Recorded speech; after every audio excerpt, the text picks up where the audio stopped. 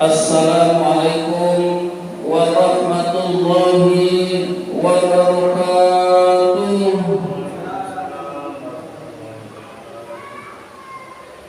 Alhamdulillahi rabbil alamin, wassalatu wassalamu ala asyrafil anbiya'i wal mursalin, sayyidina wa maulana Muhammadin wa ala alihi wa sahbihi ajma'in, amma ba'du. Pertama dan yang paling utama, puji syukur marilah senantiasa kita panjatkan kehadirat Allah Subhanahu wa ta'ala yang tidak henti-hentinya memberikan nikmat-nikmatnya kepada kita semua. Antara lain yang paling berharga adalah kita diberi nikmat iman dan Islam, sehingga kita dapat melaksanakan perintahnya, yaitu sholat maghrib berjamaah dan dilanjutkan dengan menuntut ilmu di jalan Allah. Salawat dan salam semoga Allah limpahkan pada junjungan kita baginda Nabi besar Muhammad sallallahu alaihi wasallam beserta para keluarganya, para sahabatnya, dan kepada kita sebagai pengikut ajarannya. Seperti biasa, marilah kita awali taklim kita dengan membaca surat Al-Fatihah. Mudah-mudahan kita semua mendapatkan ilmu yang bermanfaat, ditetapkan iman dan Islam kita, diberikan kesehatan oleh Allah Subhanahu wa ta'ala, diberikan rizki yang banyak, yang halal dan yang berkah, serta dimudahkan urusan-urusan kita. Ala hadhihi niyyah wa ala kulli niyatin shalihah wa ila hadratin Nabi Mustafa Rasulullah sallallahu alaihi wasallam. Al-Fatihah. A'udzu billahi minasy syaithanir rajim. Bismillahirrahmanirrahim. Alhamdulillahi rabbil alamin. Ar-Rahmanir Rahim. Maliki yaumiddin. Iyyaka na'budu wa iyyaka nasta'in. Ihdinas siratal mustaqim, siratal ladzina an'amta 'alaihim, ghairil maghdubi 'alaihim waladdallin. Amin. Dan marilah kita lanjutkan dengan bersalawat kepada Rasulullah sallallahu alaihi wasallam. Mudah-mudahan majelis taklim kita ini senantiasa diberkahi oleh Allah Subhanahu wa taala, dan mudah-mudahan kita termasuk orang yang mendapatkan syafaatul uzma yaumul qiyamah nanti. Amin ya rabbal alamin. Ya Rabbi bil Mustafa balligh maqasidana waghfir lana ma madha ya wasi'al karami.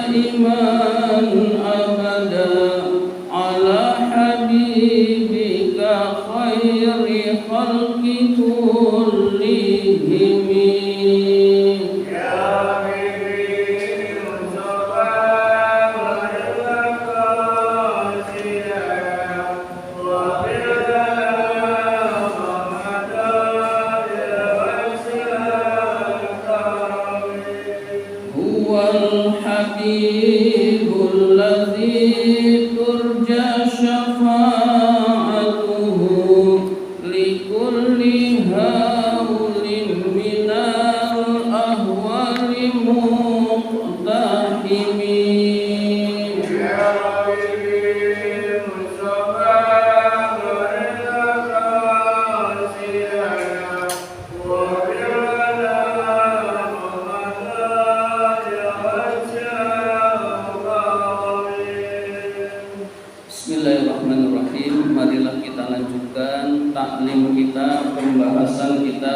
An-Nasaihud Diniyah. Sekarang halaman 108.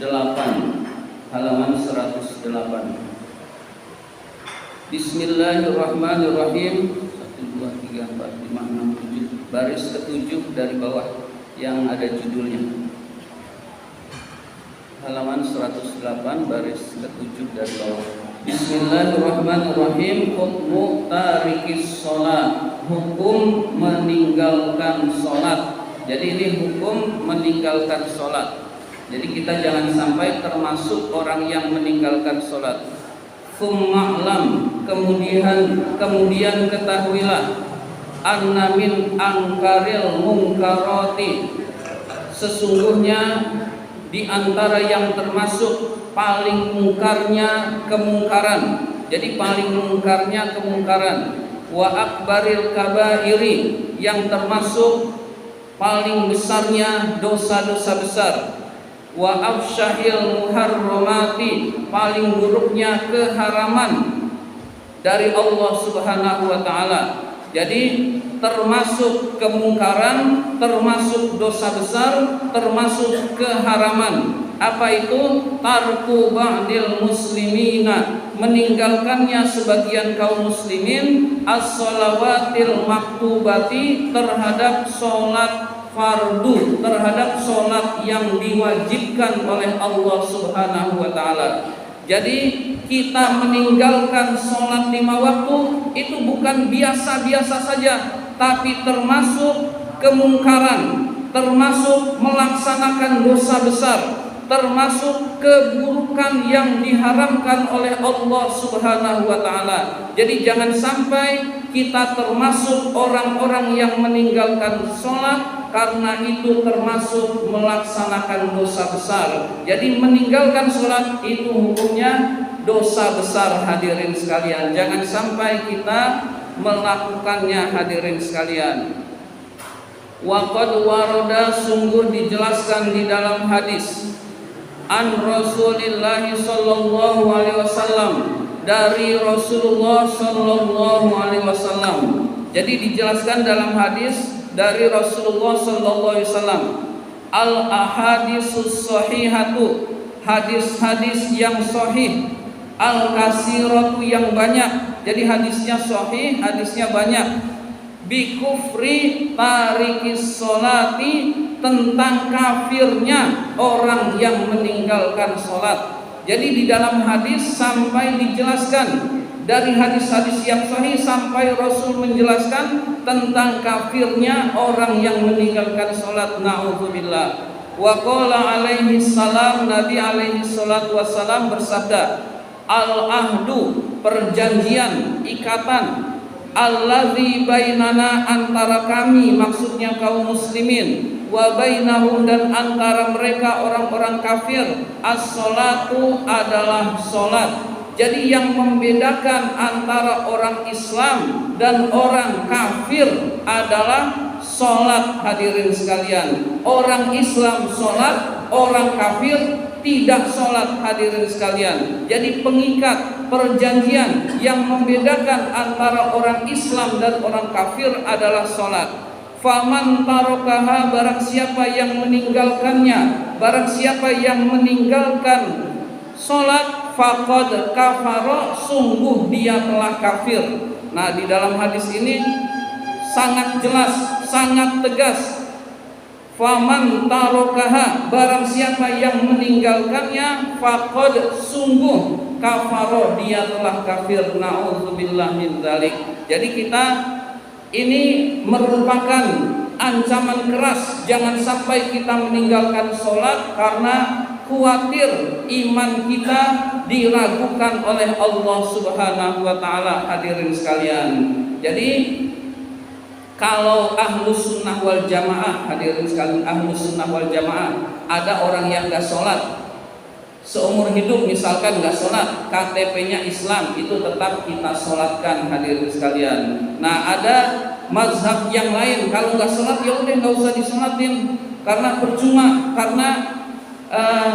percuma dia nggak sholat, nggak mungkin bisa diselamatkan. Nah, ada yang seperti itu. Tapi kalau kita ahlus sunnah wal jamaah, asal KTP-nya Islam, nggak pernah ke masjid, udah sholatin saja hadirin sekalian. Begitu seperti itu hadirin sekalian. Jadi ngaku Islamnya tetap kita hargai hadirin sekalian. Wa qala alaihi salatu wassalam, Nabi alaihi salatu wassalam bersabda, man tarakas sholata, barang siapa yang meninggalkan sholat muta'ammidan, dengan sengaja. Jadi dia meninggalkan sholat dengan sengaja, lagi santai dia nggak usah sholat, nggak usah dikerjain. Jadi dia sengaja nggak melakukan sholat, bukan karena kesibukan. Termasuk meskipun karena kesibukan juga nggak boleh hadirin sekalian. Tapi ini benar-benar sengaja. Jadi kita sibuk nggak sholat itu juga nggak boleh. Apalagi muta'ammidan, sengaja hadirin sekalian. Faqad kafara jiharon, sungguh orang itu telah kafir. Jiharon, terang-terangan. Jadi sungguh orang itu telah kafir terang-terangan. Maksudnya terang-terangan nih loh, saya gak takut azab Allah, kurang lebih seperti itu hadirin sekalian. Na'udzubillah min dzalik. Maka jangan sampai kita termasuk orang yang meninggalkan sholat hadirin sekalian, karena resikonya sangat berat hadirin sekalian di akhirat nanti. Jadi di dalam hadis-hadis itu, di dalam hadis-hadis banyak dijelaskan tentang kafirnya orang yang meninggalkan sholat. Na'udzubillah min dzalik hadirin sekalian. Wa fil hadisil akhari, dan di dalam hadis lain dijelaskan, man tarakas sholata, barang siapa yang meninggalkan sholat muta'ammidan, dengan sengaja, faqad bari'at minhu zimmatullahi, maka sungguh telah bebas dari orang itu zimmatullahi, tanggungan Allah. Orang itu nggak ditanggung lagi oleh Allah. Udah terserah mau gimana terserah. Artinya orang tersebut pasti sengsara hidupnya hadirin sekalian. Jadi kalau kita mau bahagia, udah, mau kita belum benar, sholat aja dulu. Mau masih ada salah-salahnya, sholat aja dulu. Nanti sambil jalan diperbaiki salah-salah kita hadirin sekalian. Tapi yang terpenting sholat saja dulu. Masih melakukan dosa, sholat saja dulu hadirin sekalian. Jadi intinya itu sholat dulu. Masih kurang benar, sholat dulu hadirin sekalian. Maka orang tersebut berada di dalam tanggungan Allah. Tapi kalau nggak sholat, tidak di dalam tanggungan Allah. Artinya Allah seolah-olah udah terserah mau ngapain aja, terserah hadirin sekalian. Na'udzubillah min dzalik. Wa zimmatu rasulihi, dan tanggungan Rasulullah, Rasulnya. Artinya orang itu tidak ditanggung oleh Allah, tidak ditanggung oleh Rasulnya hadirin sekalian. Wa qala alaihi salam, Nabi alaihi salam bersabda, man hafadha, barang siapa yang memelihara alas sholati, sholat, barang siapa yang memelihara sholat, kana lahu nuran, maka baginya mendapatkan cahaya. Jadi di hatinya ada cahaya. Jadi orang yang sholat itu hatinya bercahaya. Hati bercahaya itu menyebabkan hidupnya bahagia, ketentraman di dalam hati. Jadi ketentraman di dalam hati itu adalah manakala dia melaksanakan sholat 5 waktu hadirin sekalian, maka Allah beri cahaya di dalam hatinya. Wa burhanan, bukti keimanan. Jadi orang yang sholat itu adalah bukti keimanan. Yang nggak beriman nggak sholat, yang beriman sholat. Jadi sholat itu adalah burhan. Burhan itu bukti keimanan seseorang kepada Allah Subhanahu wa Ta'ala. Nanti di akhirat nanti burhan itu bukti keimanan itu berlaku. Di dunia memang berlaku juga hadirin sekalian, tetapi kurang begitu jelas. Tapi nanti setelah di akhirat, orang yang sholat itu punya burhan, yaitu bukti keimanan, dia layak dimasukkan ke dalam surganya Allah Subhanahu wa Ta'ala. Wa najatan, dan keselamatan. Jadi orang yang sholat itu akan Allah beri cahaya, burhan, bukti keimanan dan keselamatan yaumal qiyamati, pada hari kiamat. Jadi pada hari kiamat insya Allah orang-orang yang sholat itu akan selamat hadirin sekalian. wa man yuhafiz, kebalikannya, wa man lam yuhafiz, barang siapa yang tidak memelihara alaiha, sholat 5 waktu, artinya dia enggak sholat 5 waktu. Hadirin sekalian, lam takun lahu nuran, tidak ada cahaya bagi orang tersebut, wala burhanan, tidak ada bukti keimanan bagi orang tersebut, wala najatan, dan tidak ada keselamatan bagi orang tersebut. Jadi enggak, Allah tidak beri cahaya, Allah tidak beri bukti keimanan, Allah tidak jamin keselamatannya. Hadirin sekalian, wa kana yaumal qiyamati, dan orang itu pada hari kiamat, ma'a fir'auna, bersama Fir'aun. Na'udzubillah. Jadi enggak sholat itu bersama Fir'aun. Hadirin sekalian, wa Qaruna, dan Qarun, wa Hamana, dan Haman, wa Ubay ibni Khalaf, dan Ubay bin Khalaf. Jadi dua-duanya adalah tokoh penentang Islam. Hadirin sekalian, Fir'aun raja durhaka yang mengaku Tuhan, Qarun orang kaya yang hartanya ditenggelamkan oleh Allah karena tidak mau zakat. Hadirin sekalian, tidak mau mengeluarkan sebagian hartanya, jadi menganggap harta itu miliknya. Haman orang yang tadinya soleh, kemudian dia ikut barisan Fir'aun dan Qarun. Hadirin sekalian, jadi tadinya doanya diijabah, kemudian tidak lagi diijabah oleh Allah. Wa Ubay ibni Khalaf, itu penentang Rasul, dan dia terbunuh pada perang Uhud. Hadirin sekalian, jadi keempat-empatnya ini adalah tokoh kafir. Hadirin sekalian, tokoh yang menentang Allah. Jadi orang yang sholat digolongkan termasuk orang-orang yang menentang Allah. Hadirin sekalian, na'udzubillah min dzalik. Jadi kita benar-benar sholat ini kita pelihara, kita jaga, jangan sampai kita tinggalkan. Hadirin sekalian, apapun yang terjadi, hadirin sekalian, lagi sibuk sholat, hadirin sekalian, udah terlanjur nggak mengerjakan, kita qodok. Hadirin sekalian, lagi sakit, sholat semampunya. Misalkan di penjara, nggak ada air, nggak ada buat minum, kemudian bajunya najis, itu darurat, sholat di situ. Hadirin sekalian, dalam keadaan semampunya, kan nggak wudhu.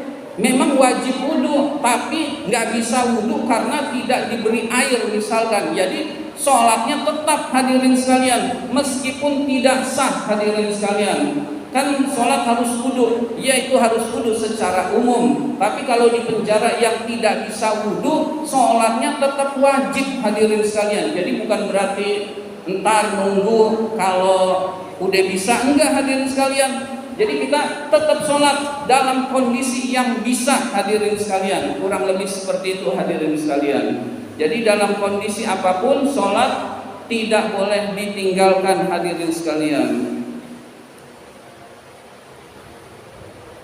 faqad waqa'at tasrihu, sungguh sangat jelas penjelasan, min Rasulillahi sallallahu alaihi wasallam, dari Rasulullah sallallahu alaihi wasallam. Dari hadis-hadis tadi itu hanya sebagian hadis. Hadirin sekalian, ya kalau kita mau lengkap ya baca kitab hadis. Ini kitab menerangkan tentang kafirnya orang yang sholat, jadi tidak semua hadis ada di sini. Bikufri tarikis sholat, sungguh telah jelas kafirnya orang yang meninggalkan sholat. Hadirin sekalian, itu dari hadis-hadis Rasul banyak sekali. Hadirin sekalian, wa kadzalika, begitu juga, waroda dijelaskan, anis sahabati, dari sahabat, was salafis sholih, dan ulama salafus sholih, hatta qala ba'dhum, sehingga sebagian ulama salafus sholih itu ada yang berkata, ma sami'tu, saya tidak mendengar, ashab Rasulillah sallallahu alaihi wasallam, dari sahabat-sahabat Rasulullah sallallahu alaihi wasallam, yaquluna, yang berkata, fi syai'in minal a'mali, di dalam perbuatan apapun, inna tarkahu kufrun, sesungguhnya meninggalkannya adalah kafir, illa sholata, kecuali sholat. Jadi para sahabat itu sepakat, perbuatan apapun meninggalkannya tidak kafir kecuali sholat. Masih nggak mau bayar zakat, masih Islam, tapi dosa besar juga. Hadirin sekalian, mampu tapi tidak berhaji masih Islam, tapi dosa besar kalau mampu tapi tidak berhaji. Tapi kalau sholat meninggalkannya sengaja, dia kafir, berarti dosa besar dan kafir, hadirin sekalian. Jadi usahakan kita termasuk orang-orang yang mendirikan sholat, hadirin sekalian.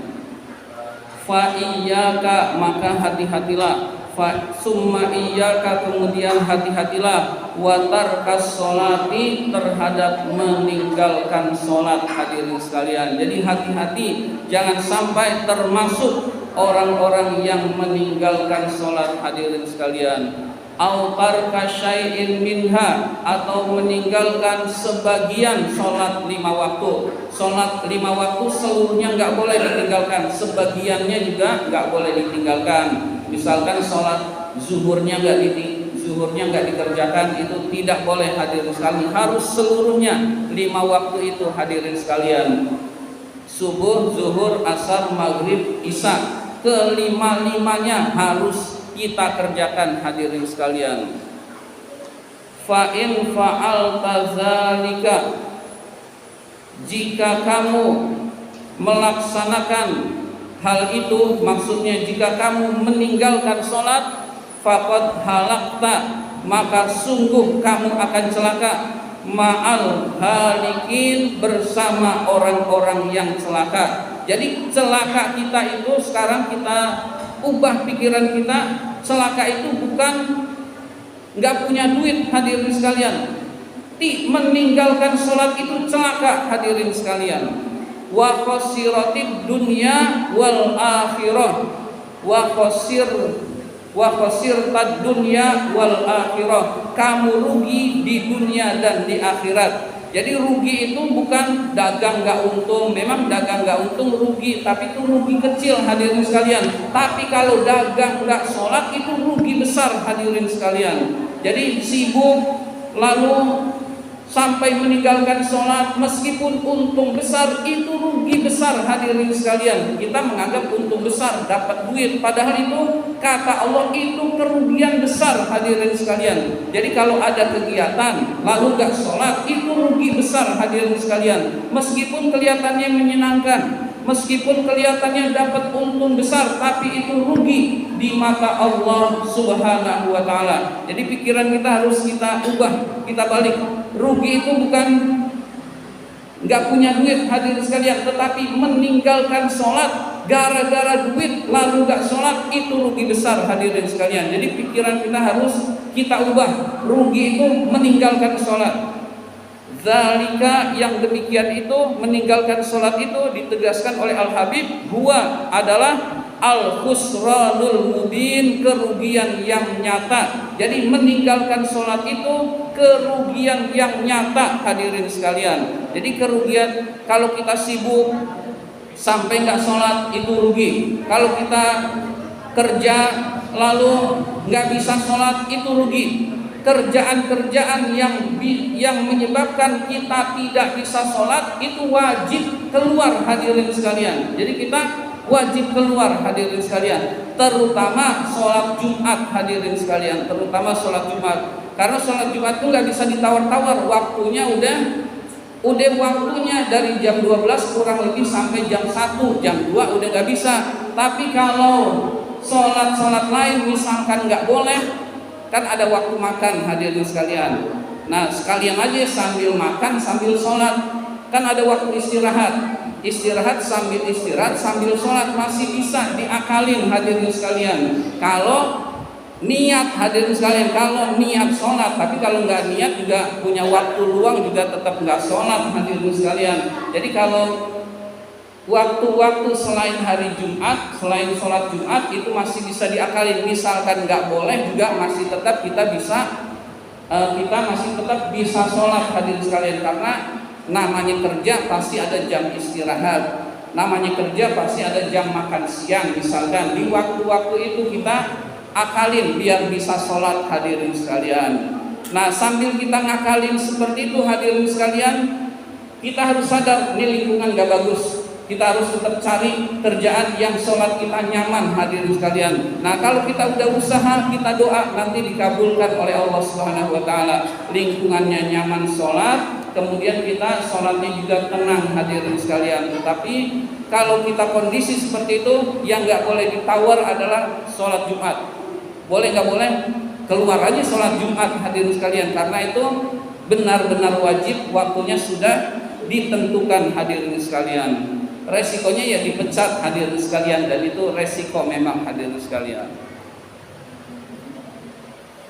Bismillahirrahmanirrahim. Alinea berikutnya, wa kama yajibu alaika, sebagaimana kamu wajib, an tuhafizu ala sholati, memelihara sholat 5 waktu, wa yahrumu, dan haram bagi kamu, wa yahrumu alaika, dan haram bagi kamu, ayyudayyi'aha, menyia-nyiakan sholat. Jadi sebagaimana kita wajib sholat 5 waktu dan haram meninggalkan sholat, kadzalika, begitu juga, yajibu, wajib, alaika, bagi kamu, antusyaddida, untuk menyuruh. Jadi kita wajib juga menyuruh, hadirin sekalian. Siapa yang kita suruh? Ala ahlika, keluargamu, wa auladika, dan anak-anakmu. Jadi kita wajib nyuruh anak sholat, nyuruh keluarga kita sholat, nyuruh istri kita sholat, hadirin sekalian. Kalau istri tidak wajib, tetapi menasihati suami kalau nggak sholat. Tapi suami wajib nyuruh istri kalau istri nggak sholat. Suami wajib nyuruh anak jika anak itu tidak sholat, hadirin sekalian. Kalau yang diajarkan oleh Rasulullah pada saat 7 tahun itu mulai disuruh, hadirin sekalian.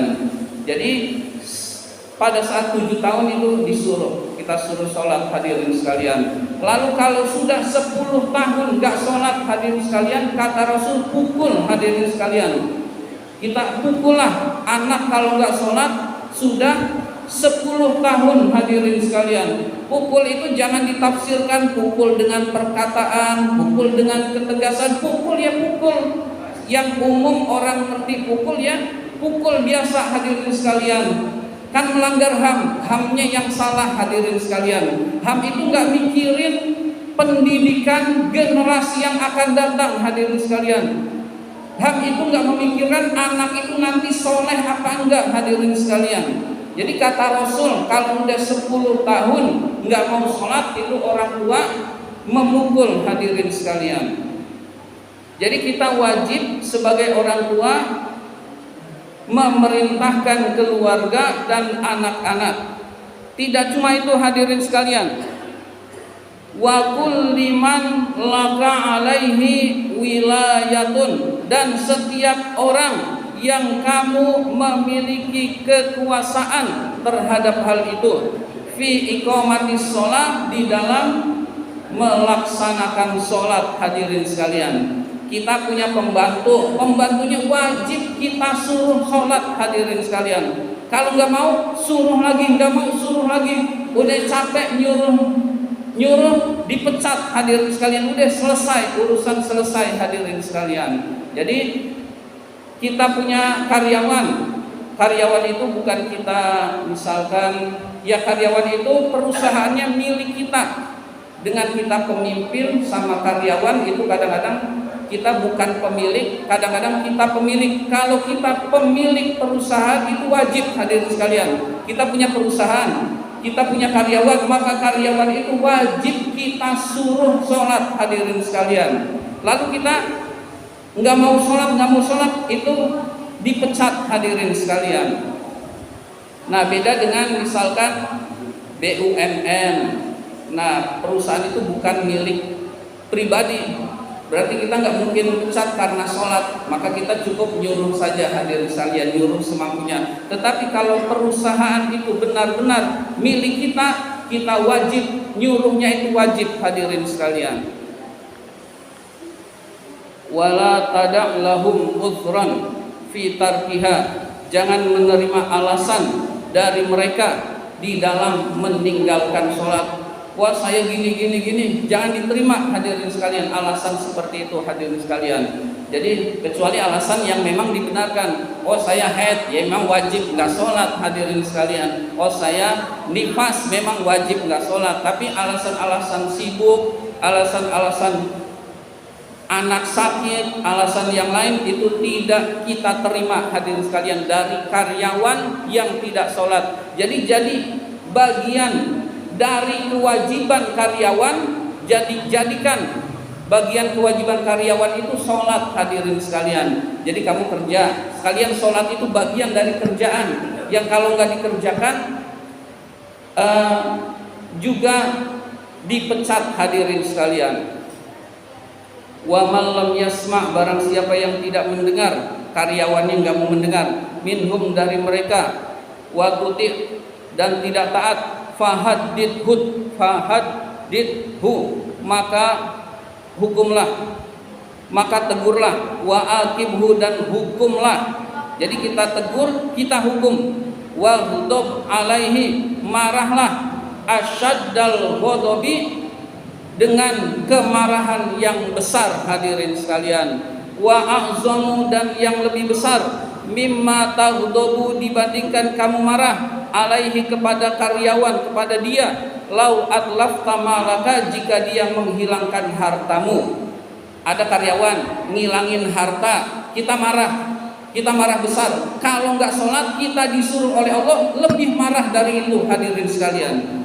Ada karyawan harusnya kita untung jadi rugi karena keteledoran karyawan, harusnya perusahaan untung jadi rugi, kita marah besar hadirin sekalian. Untuk gak sholat marahlah, lebih marah dari itu hadirin sekalian. Nah itu perintah agama seperti itu hadirin sekalian. Jadi sholat itu memang benar-benar gak bisa main-main hadirin sekalian. Jadi benar-benar tidak boleh main-main. Jadi kalau ada di bawah kita, kemampuan kita, anak buah kita yang gak sholat, maka kita harus menegurnya hadirin sekalian.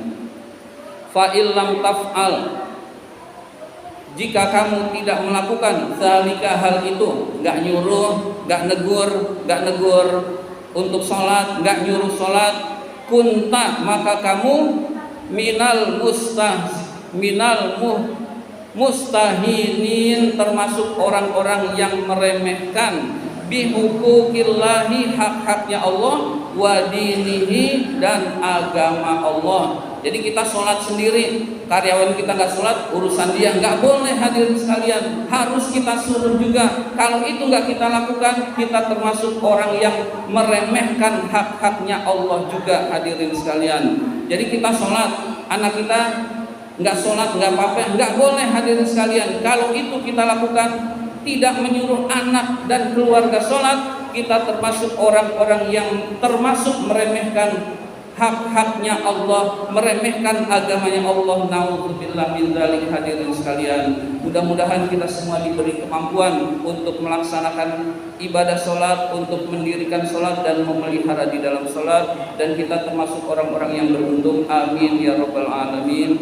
Ini saja yang dapat saya sampaikan. Terima kasih atas perhatian. Mohon maaf apabila ada kata-kata yang kurang berkenan. Wabillahi taufiq wal hidayah. Wassalamualaikum warahmatullahi wabarakatuh.